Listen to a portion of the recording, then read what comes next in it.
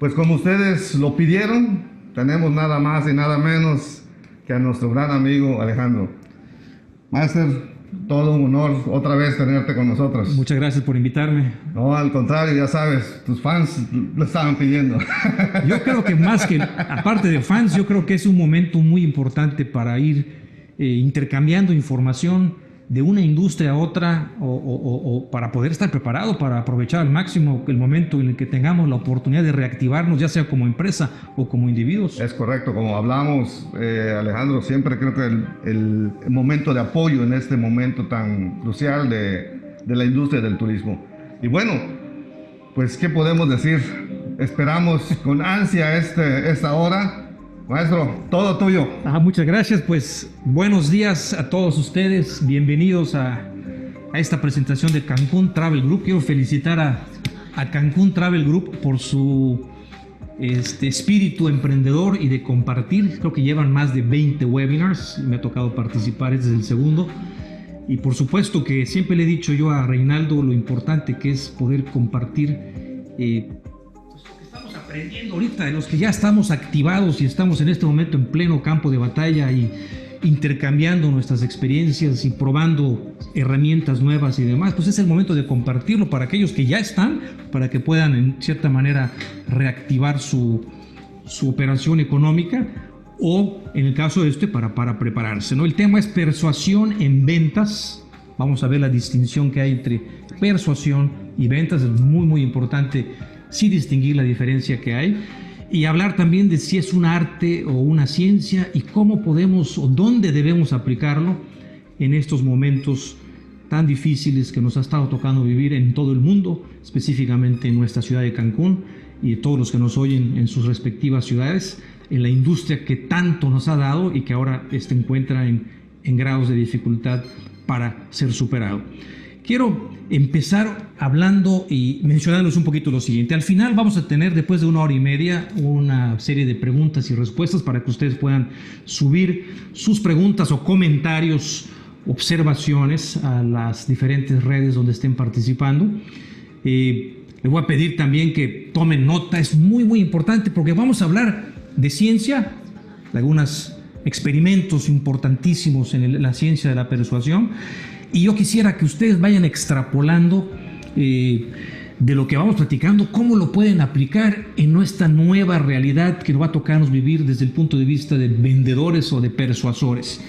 Por supuesto que vamos a seguir teniendo ventas presenciales, como llamamos en ventas de tiempo compartido, cuerpo a cuerpo y contrarreloj, pero también se va a introducir una herramienta nueva que es la venta digital o la venta virtual, donde también tendremos que aprender cómo vamos a persuadir utilizando esta herramienta que yo, por ejemplo, ahora estoy utilizando, donde me tengo que imaginar a mi público y motivarme viendo cómo se entusiasman o dudan o preguntas que puedan tener. Entonces, esto requiere que utilicemos nuestra imaginación, pero también requiere que utilicemos algunas técnicas de persuasión que ya sea en forma presencial o cuerpo a cuerpo, son las mismas, porque hay algo que no cambia y esa es la naturaleza humana. Antes de empezar, yo sí quisiera darles un mensaje de optimismo de nuestro Cancún y del turismo. Los que ya estamos operando hace mes y medio, sabemos por la experiencia que estamos teniendo que el turista, que la gente, que sí hay una luz al final del túnel. Y voy a explicarles por qué. Uno, porque el hombre es un animal político, como decía Aristóteles, es un animal social. O sea, la gente que ha estado confinada necesita salir, necesita socializar, necesita chismear, necesita bailar, necesita cantar, necesita reunirse con sus amigos, con sus compañeros, necesita socializar. En economía le llaman el pent-up demand, la demanda acumulada, esta demanda que se ha estado cocinando en una olla express, la gente confinada con no poder hacer cosas, se abre la olla y la gente sale corriendo a hacer todo aquello que estuvieron imaginando o que estuvo restringido durante el tiempo de confinamiento. Y una de esas cosas es viajar. O sea, el segundo punto es que desde el origen de los tiempos, que salimos de África hace millones de años para poblar la tierra, para poblar todo el mundo, el hombre es un explorador, el hombre es un aventurero, el hombre es curioso por saber qué hay detrás de esa montaña, qué hay detrás de ese desierto, qué hay detrás de ese océano. Y eso lo ha llevado entonces a viajar y a poblar la tierra. ¿Y qué manera más bella de definir el turismo? Porque precisamente eso es el turismo. Un viaje corto de exploración, un viaje corto de aventura, un viaje corto de experiencia. Entonces no vamos a dejar de hacerlo porque está en nuestro DNA. Nuestro DNA es de explorar, nuestro DNA es aventurar, nuestro DNA es conocer. Y por lo tanto vamos a ver, sin lugar a duda, esperemos más pronto que tarde, pero sin lugar a duda pasará, una demanda extraordinaria de productos turísticos porque la gente va a vacacionar. Y podemos pronosticar sin la menor duda, con lo que hemos estado estudiando, que el año que viene, en alguna parte del año, esperemos que sea lo más pronto posible, tendremos un turismo de nuevo activo, poderoso y en crecimiento. Y en un momento en el futuro, que puede ser a lo mejor 12 o 13 meses, vamos a rebasar los estándares de lo que hemos hecho en el pasado. Bueno, entonces entramos al tema de ventas y ahí están viendo ustedes en su pantalla, no sé si están alcanzando a ver la primera pantalla que dice persuasión, no sé si alcanzan a ver esta. QBrain, esa es la empresa que represento para establecer sistemas de venta.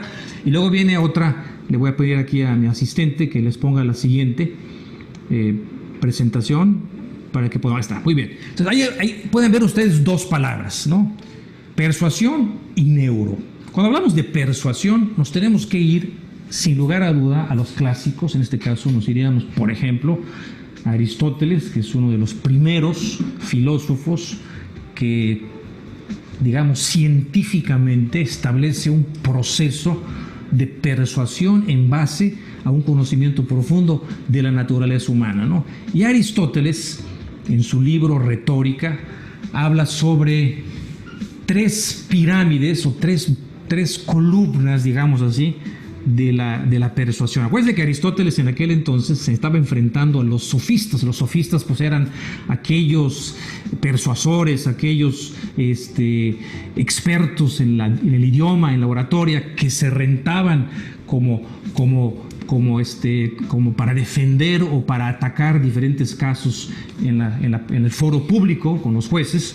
Aristóteles se ofende profundamente porque ve cómo el persuasor se vende, ¿no? Vende su verdad y defiende una situación, ya sea a favor o en contra, dependiendo de cuánto le estaban pagando y quién se lo estaba pagando. Y Aristóteles dice, bueno, pues yo quiero definitivamente llevar esto a un nivel más científico. Entonces habla de tres columnas para que una persona pueda persuadir de forma estratégica. A la primera le llama el famosísimo ethos, ¿no?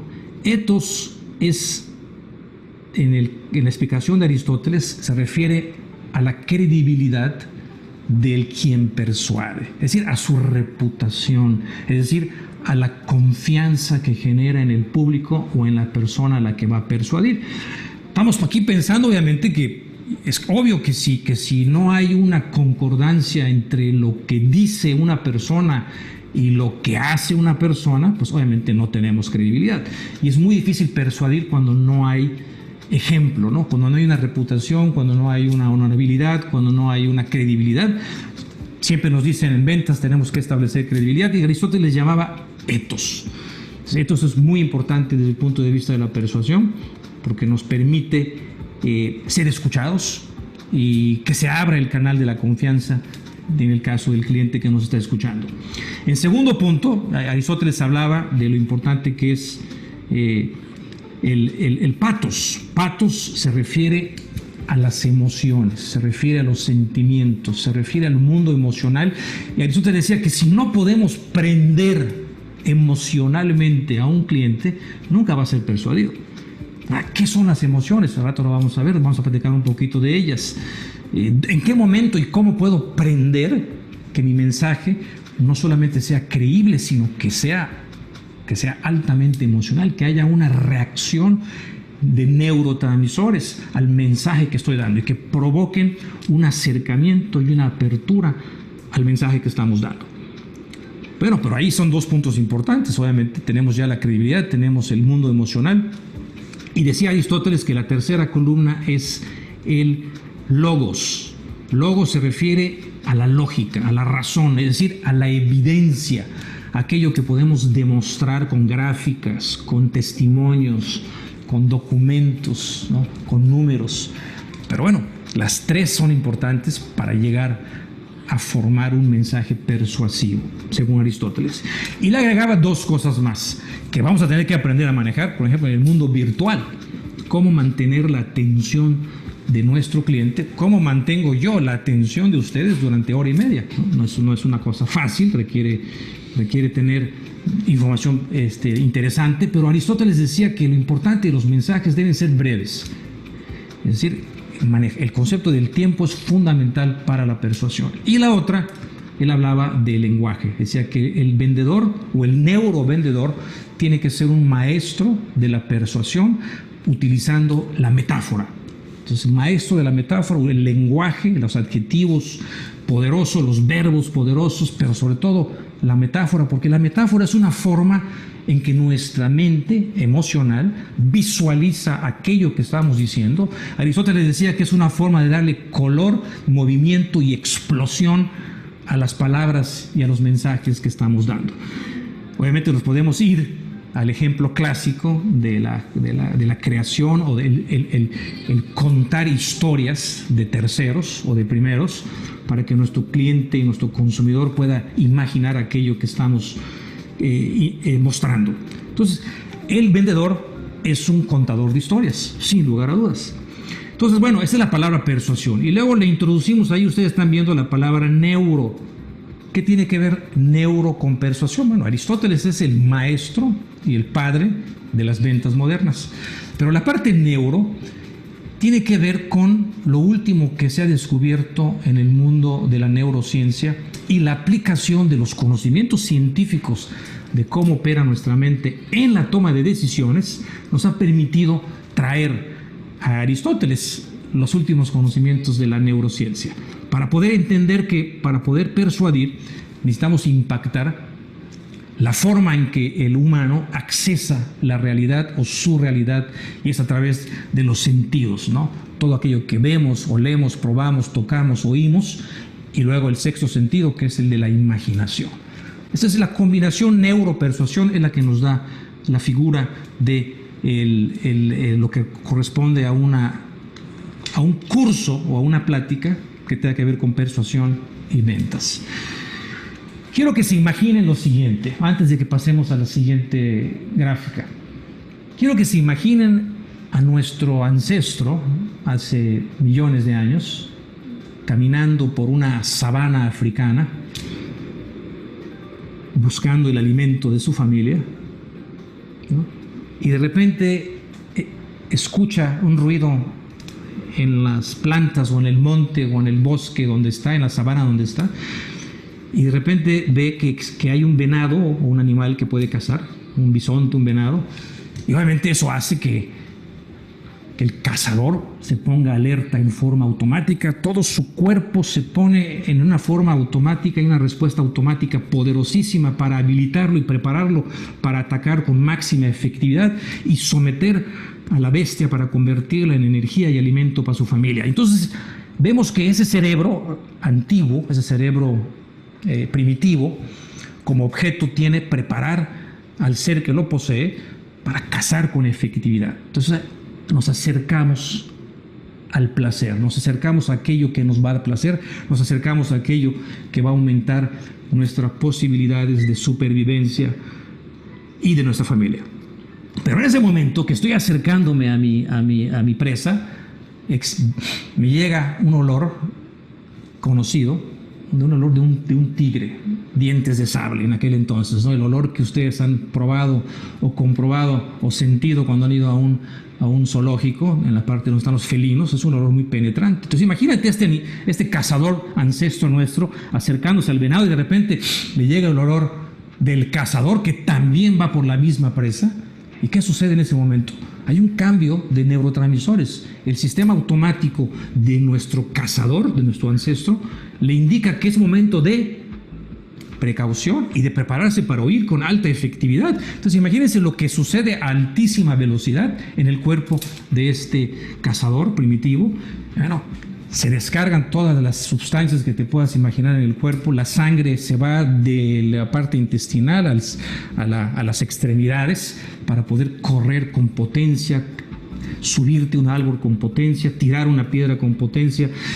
Se expanden las narices, se expanden los ojos, los oídos se ponen, las orejas se paran para poder oír con efectividad, y entonces empiezo a ver y hay una huida automática y con efectividad. Acuérdense que nuestro ancestro no tenía conciencia, tenía un cerebro que estaba diseñado para aquella época para sobrevivir, y ese cerebro tiene dos objetivos fundamentalmente.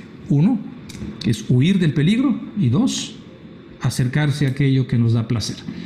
Ese mismo cerebro lo podemos ver hoy en nuestro mundo moderno, porque no ha cambiado. Dentro de nosotros habita todavía ese cazador primitivo, y ese cerebro funciona exactamente igual que como funcionaba hace millones de años. Entonces, el peligro del coronavirus, ¿no? Lo que nos han, la prensa, lo que escuchamos, los contagiados, los fallecidos, todo eso nos pone en un estado de alerta permanente. El problema de nuestro cerebro es que antes este cazador pues huía con efectividad y llegaba a su cueva y ya pues, estaba tranquilo porque ya no, el peligro había desaparecido, y el cerebro en forma automática llegaba a su homeostasis natural, y entonces lo que hacía ese cerebro es entrar en un sistema de paz. Nosotros, como tenemos imaginación y conciencia, tenemos a ese tigre permanentemente cazándonos. Llámese coronavirus, llámese perder el trabajo, llámese no tener ingresos. Es un estrés permanente que provoca en nosotros obviamente un desgaste. Y curiosamente, el cerebro que fue diseñado para sobrevivir y para vencer se convierte en el enemigo número uno para enfrentar los retos. Entonces, se los menciono esto porque nuestro cliente, a la persona que vamos a persuadir, funciona también con ese cerebro, exactamente igual. La función de ese cerebro, ¿cuál es? Es evaluarnos a nosotros si somos peligro o si somos placer. Y eso lo hace en forma automática. No existe conciencia, no participa la conciencia, porque si la conciencia participara, sería inefectivo. El sistema que tiene que operar es un sistema altamente veloz, aunque sea ineficiente, pero tiene que ser altamente veloz y tiene que ser fuera de conciencia, porque está en juego nuestra supervivencia. Voy a pasar a la siguiente pantalla. Quiero que vean la gráfica que está ahí. Estos dos científicos que se llaman Cohn, Huber y Dick hacen un experimento. Vean el año 1965, después de la Segunda Guerra Mundial.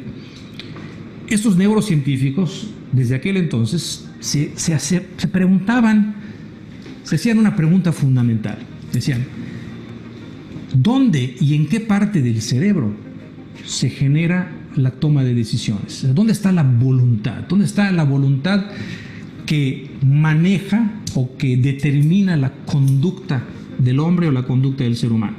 Entonces, bueno, conectan a varios colaboradores del experimento, les conectan los cables en la cabeza para poder registrar en un electroencefalograma lo que van a probar. Y en este caso lo que hacen es muy sencillo, es un experimento muy interesante y que transforma para siempre y hace un alto impacto en la ciencia de la persuasión y en la ciencia de las ventas. Y el objetivo es este es el experimento: mover un dedo. Entonces le dicen al paciente, usted prepárese y cuando vaya a mover el dedo, nada más díganos que lo va a mover. Entonces, mover, ¿no? Y empieza el paciente a mover su dedo y se empieza a registrar en el electroencefalograma, se empieza a registrar ese movimiento. De tal manera que cuando los científicos imprimen las hojas y empiezan a ver dónde está el movimiento y en qué parte del cerebro se da, descubren algo muy interesante. Descubren que antes de que el individuo dijera que iba a mover el dedo, había un movimiento en alguna parte del cerebro o antes de, fuera de conciencia. Así, el individuo recibía una instrucción, su cuerpo, de alguna parte del cerebro que no tenía nada que ver con la voluntad. ¿Y qué es lo que sucede con esto? Vamos a la siguiente, ahí está, es esa la que estamos viendo, ahí pueden ver ustedes en la gráfica, no sé si están viendo la que dice potencial de preparación, y ahí pueden ver ustedes, muy interesante, la raya azul. Esa raya azul es el movimiento registrado por parte de los científicos, y la raya que cruza como una cruz y nos muestra lo que dice no consciente, preconsciente, quiere decir que el cerebro estaba enviando órdenes al cerebro consciente antes de que el individuo tuviera conciencia de que estaba recibiendo una orden. Sin embargo, se estaba ejecutando un movimiento, y eso es fundamental desde el punto de vista de ventas. ¿Por qué? Porque la pregunta que se hace entonces el científico es: ¿quién tomó la decisión de mover el dedo? Si el individuo no se dio cuenta o hubo un mecanismo anterior de varios milisegundos anterior a la toma de decisiones, la pregunta es: ¿quién tomó la decisión? ¿Quién está a cargo? Y esto es fundamental para ventas, porque entonces el vendedor se está enfrentando a un sistema de dos partes, a la parte consciente y a la parte que vamos a llamar aquí no consciente o preconsciente.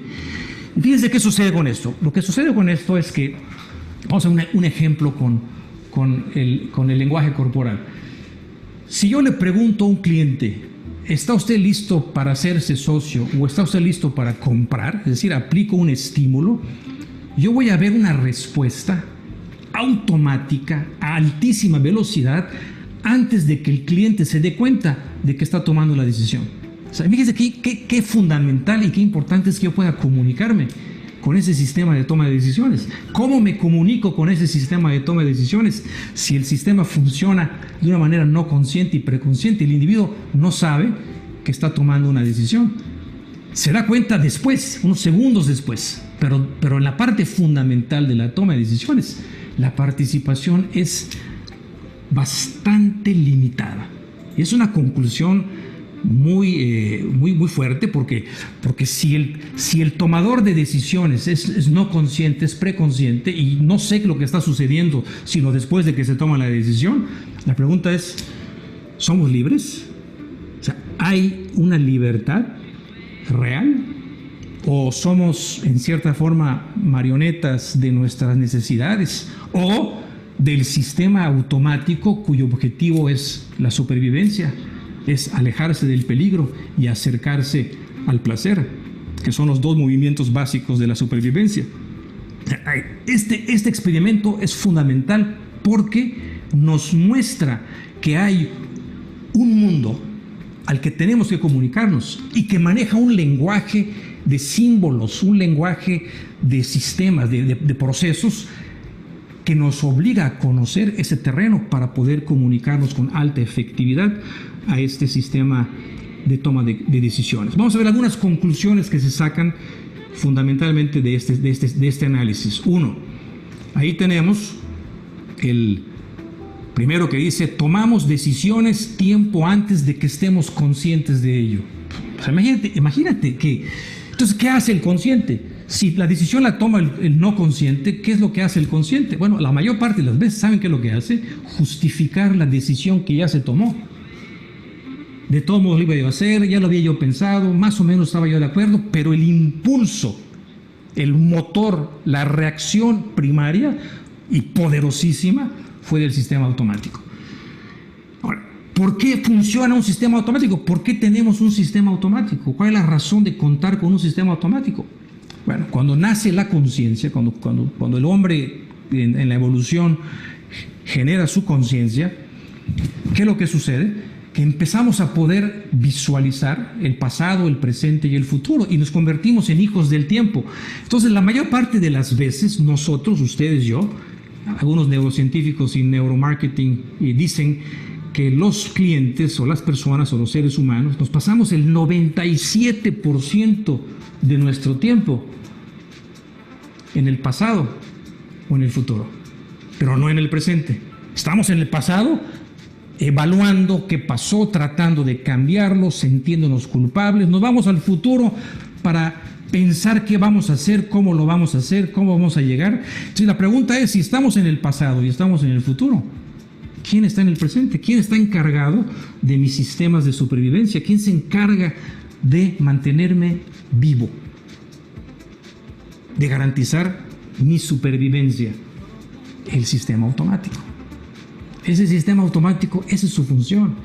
Y por eso tiene que estar, digamos, aislado o en contraste con el sistema, con la conciencia. Porque la conciencia se pasa muy poquito tiempo en el presente. Mire, el cerebro es una máquina de gastar energía. Gasta un 20 o 25% de toda la energía de nuestro cuerpo. Solamente el cerebro. Entonces, nuestro sistema de supervivencia garantiza que cuidemos la energía. Hay que cuidar la energía. Hay que ser eficientes en el uso de la energía. Por lo tanto, el consciente no se utiliza mucho. Se manda al pasado, se manda al futuro, pero en el presente está operando el sistema automático en base a ¿qué? A hábitos, en base a programas automáticos preestablecidos. Dicen que el cerebro es una máquina de hacer hábitos. It's a habit making machine. Y eso es fundamental también para entender por qué no podemos cambiar, por qué es difícil cambiar, por qué es difícil salirnos del status quo en el que estamos acostumbrados a vivir. Porque ya están grabados, están automáticos y no se requiere ni ninguna energía para ejecutarlos. Funcionan en forma automática sin uso de energía. Los hábitos buenos y los hábitos malos, ahí están. Esa es la función del sistema automático. Entonces, segundo punto, cuando tomamos una decisión, fíjese qué importante, la mayor parte del trabajo ya lo hizo el no consciente. El premio Nobel de Economía de hace 2006, 2007, Daniel Kahneman, decía que el gran problema de la gente que se dedica a la persuasión es que estamos enfocando toda nuestra energía al 3% del tomador de decisiones, que es el consciente, cuando el 97% de la toma de decisiones la hace el no consciente, el sistema automático. Y eso es brutal desde el punto de vista de un conocimiento, porque quiere decir que yo tengo que aprender a comunicarme con ese 97%. Sí voy a hacer uso del 3%, porque como decía Aristóteles, necesitamos a logos, no es patos nada más. Pero me tengo que aprender a comunicar, porque si no convenzo al animal, si no convenzo al reptiliano, si no convenzo al primitivo, nunca haré una venta. Si el sistema automático de mi cliente me detecta como peligro, como una amenaza, se va a alejar de mí y no va a haber persuasión, porque en momento se cierra la comunicación. Lo vemos en todos los sistemas de persuasión cuando el cliente está en comunicación con el vendedor. ¿Cómo podemos ver que el cliente está cerrado? Pues se cruza de brazos, se aleja, baja la cabeza, o si es muy educado se queda ahí, pero se van al pasado, se van al futuro, no están aquí, no te están oyendo, pierdes todo acceso a la comunicación efectiva, porque el cliente determinó que tú o tu mensaje son una amenaza y son un peligro. Entonces es muy importante aprender a comunicarnos con el no consciente. Yo le digo a mis alumnos que así como han dedicado tanto tiempo a aprender inglés o un idioma, tienen que aprender un nuevo idioma. Este idioma se llama el reptiliano y es un lenguaje muy sui generis, muy poderoso, pero que tiene que practicarse, porque el vendedor tiene que crear nuevos hábitos para que funcionen en forma automática cuando está en el proceso de persuasión. El consciente no juega un papel casual en la toma de decisiones, no es causa. Fíjense qué importante es esto, no es causa. El consciente es efecto. El consciente va a justificar lo que haga o la decisión que tome nuestro reptiliano. Dicen los neurocientíficos que el 97% de las decisiones que tomamos todos los días las toma el no consciente, en base al uso de atajos, en base al uso le llaman heurísticas.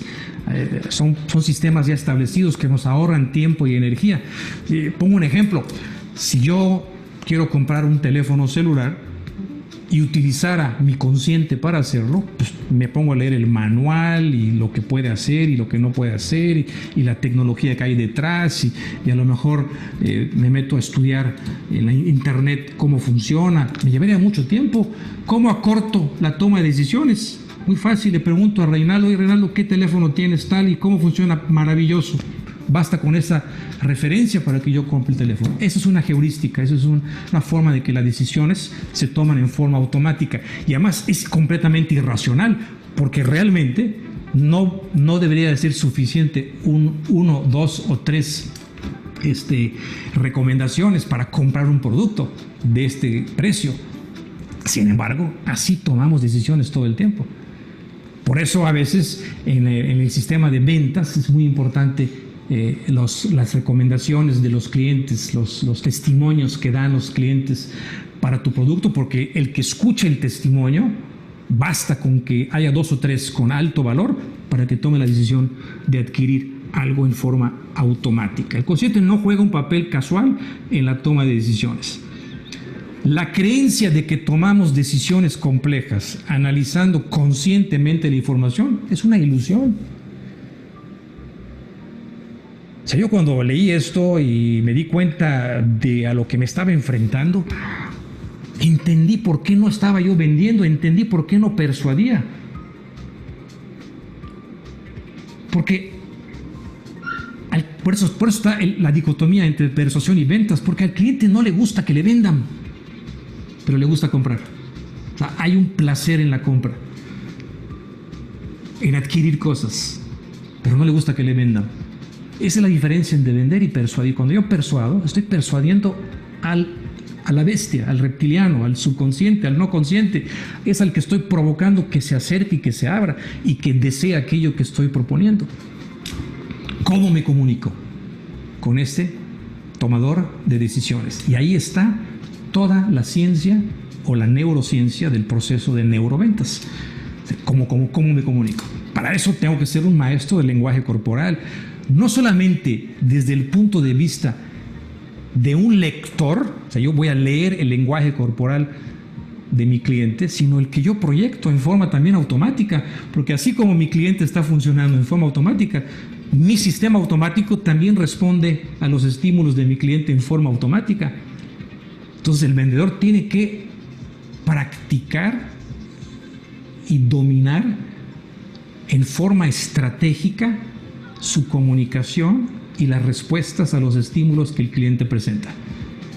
O sea, si un cliente me dice que no va a comprar y yo reacciono así, pues ya perdí, porque en forma automática mi sistema automático se acaba de cerrar. Pero si mi cliente me dice no voy a comprar y le digo ¿por qué no? Y me acerco en forma estratégica, aunque mi sistema automático me quiere lanzar para atrás y me quiere cerrar, yo ataco, me abro, hago lo contrario. Y me estoy comunicando ¿con quién? No con el consciente del cliente, sino con su subconsciente. Entonces empieza una comunicación de reptilianos, una comunicación a nivel no conscientes, en forma automática. Me está evaluando, yo lo estoy evaluando, me está evaluando, lo estoy evaluando, se acerca, se aleja, se cierra, yo me acerco, me alejo y me cierro. Esto funciona en forma automática y es una maravilla cuando puedes dominar y saber exactamente lo que está pasando. Entonces, la creencia de que tomamos decisiones complejas analizando conscientemente la información es una ilusión. Vean ustedes las respuestas que hubieron con el coronavirus. ¿Cuánta gente compró papel de baño en forma irracional? ¿No? ¿Por qué? Porque había una respuesta de miedo. Nadie sabía por qué, pero si veo que otros lo hacen, yo lo hago. Es otra forma en la que tomamos decisiones es viendo lo que hacen otros. ¿No? Porque si otros lo hacen, debe estar bien, aunque esté mal, ¿no? Pero tomamos decisiones económicas comprando papel de baño en grandes cantidades en base a un estímulo irracional, porque no hay una razón lógica para haber comprado papel de baño. Igual sucede con la cerveza, ¿no? Cuando hay ley seca en un lugar, como sucedió en Yucatán, y de repente se abre un par de horas la compra, la gente llega con tumultos, hacen colas horas para adquirir un producto. ¿Por qué? Porque lo necesitan, porque les gusta, porque su reptiliano lo necesita y porque hay un hábito con respecto a ese producto. Entonces, el pensamiento consciente es una representación tardía del proceso de toma de decisiones. O sea, el consciente se presenta después. Y como decía Aristóteles, le voy a meter logos, por supuesto que voy a meter evidencia, pero el acercamiento, para que yo pueda presentar la evidencia de logos, necesita una comunicación efectiva con el tomador de decisiones. Nos vamos a la siguiente. Dice, el 97% de las decisiones que toma un ser humano son subconscientes. Entonces, ¿dónde debo estar dirigiendo mi comunicación? ¿Qué palabras de alto impacto estoy utilizando? ¿Qué metáforas? ¿Qué sistema de preguntas? ¿Qué lenguaje corporal presento? ¿Será que ahora que me comunique en forma digital sea la misma participación subconsciente o no consciente del tomador de decisiones? Entonces, ¿cómo me voy a comunicar de forma remota con el reptiliano de mi cliente que va a estar en un lugar remoto?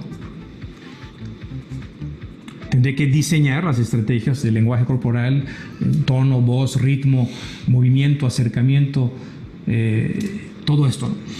Ahora, vamos a suponer que pudiéramos, hay un científico que se puso la tarea de tratar de interpretar cómo hablaría nuestro cerebro si pudiera hablar, o sea, nuestro subconsciente, porque obviamente el consciente usa lenguaje, pero el reptiliano no tiene formas de comunicarse, funciona en base a estímulos muy fáciles que son acercamientos, alejamientos, aperturas, etc. Pero si el cerebro reptiliano, si el no consciente pudiera hablar, este científico se preguntó ¿cómo sería? ¿Qué estaría diciendo? ¿De qué manera o qué decisiones estratégicas estaría tomando desde el punto de vista de supervivencia, sabiendo que su única función es defendernos del peligro y acercarnos al placer? ¿Cómo se comunicaría? Déjame ver si puedo aquí cambiarme de... ¿Me puedes poner aquí pizarrón?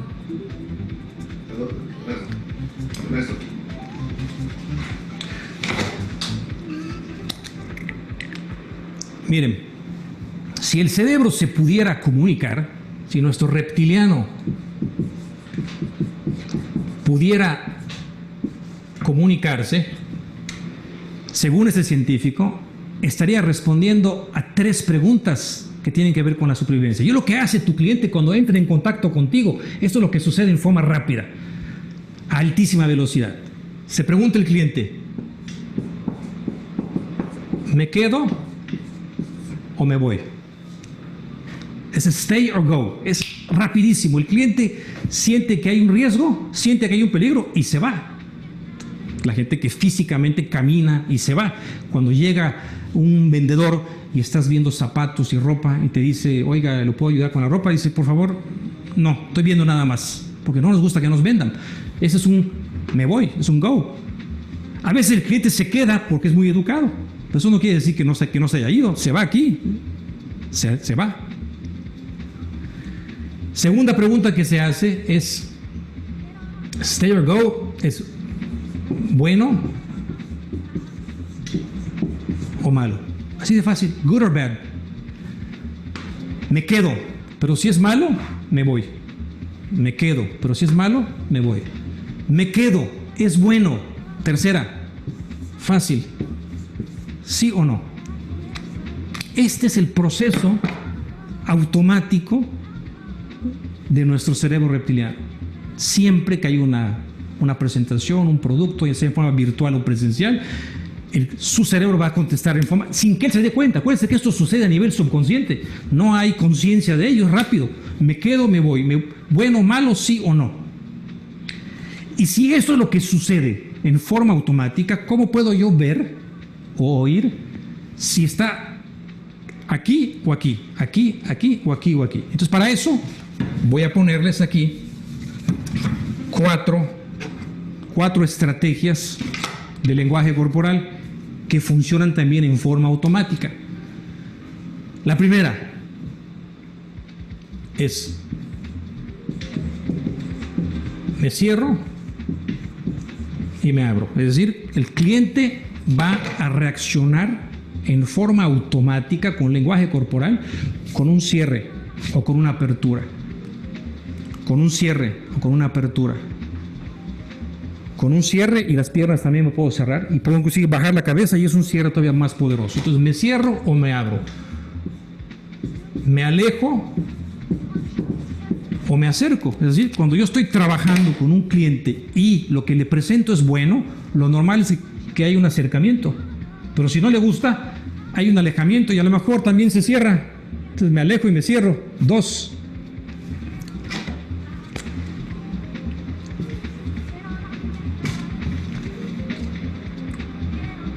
Una contracción o una expansión.